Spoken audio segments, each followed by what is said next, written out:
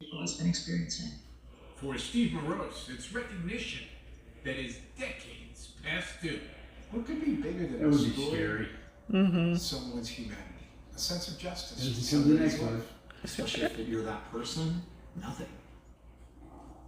Steve Morose tells us That he was hasn't been swallowed. contacted yet by anybody, but he is Or is it? ecstatic Maybe to not. hear the news. Now, the pardons are not automatic. Veterans will have to apply to prove they are eligible.